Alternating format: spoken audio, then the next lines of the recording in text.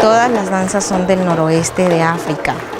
Nosotros elegimos esa región porque nos dimos cuenta a través del internet que los esclavos que fueron extraídos de allá llegaron hasta acá, a nuestro pueblo, a Collantes, y entonces empezamos a indagar y retomamos esas danzas.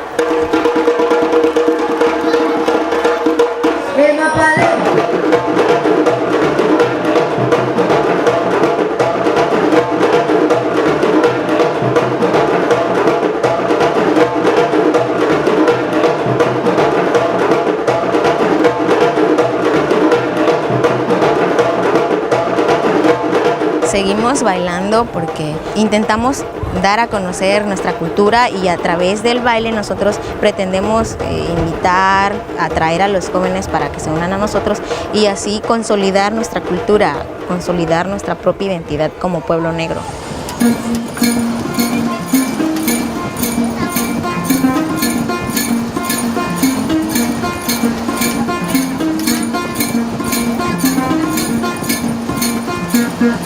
A mí me encantaría que los pueblos negros sean reconocidos para que con eso exista una igualdad de derechos y así que nosotros nos sintamos orgullosos de ser negros y que también lo transmitamos. Y pues así va a ser a todo dar porque vamos a estar contentos todos.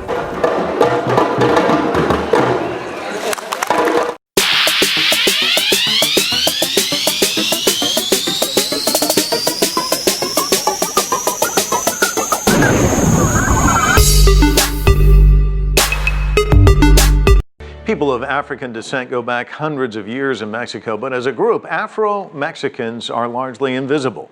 A 2015 census is changing that. CCTV's Frank Contreras has insight from Mexico's southern state of Oaxaca.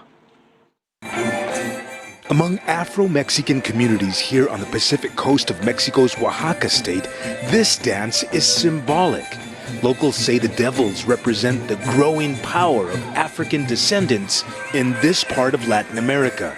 It's a history that's beginning to gain global attention. The presence of Africa here in Oaxaca state is one of the lesser-known aspects of the vast cultural diversity in this region, one of the most culturally diverse in all of Latin America. Last year, for the first time, the government conducted an interim census asking Mexicans, based on your culture, history, and traditions, do you consider yourself black, meaning Afro-Mexican or Afro-descendant? And nearly 1.4 million people responded, yes. Afro-Mexican communities exist here in Oaxaca state's Costa Chica region, the neighboring state of Guerrero, and Veracruz state, among others. An Afro-Mexican leader from Pinotepa Nacional says, as a nation, Mexico is much more than just a mixture of Spanish and indigenous people. We believe that the whole world should know that in the colonial era, Mexico was an entry point for African slaves. Our ancestors were forcibly brought here under slavery. But images of African descendants in Mexico rarely appear in public. The exception is this famous comic book character, Memín Penguin, which was created in the 1940s. Nicomedes Ramirez and her cousin, Castula Silva, grew up in these impoverished coastal communities. Ramirez says over the years, politicians have come with their election year promises to end poverty. They told us they would help, and they would bring us basic things we were lacking. All we had to do was ask, but so far, they have done nothing for us. I never went to school because when I was a girl, there was no school here. We had to go to another community, and my parents, may they rest in peace, told me I could not go, so I never studied.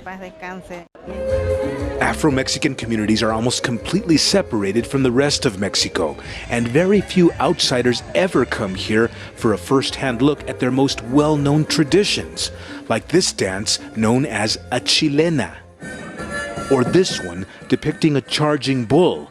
Mexico's national constitution is the only one in Latin America that does not specifically mention the existence of citizens of African descent. Afro-Mexican authorities say they're planning to take legal action and change the constitution so that it includes them.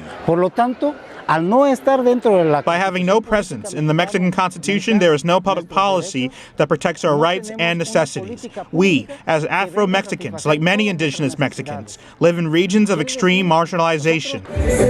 Constitutional recognition would finally give them access to medical services, educational grants, and social security benefits.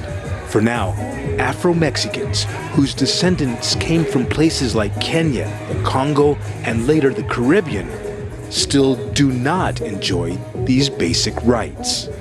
Frank Contreras, CCTV, on the Costa Chica in Mexico's southern state of Oaxaca.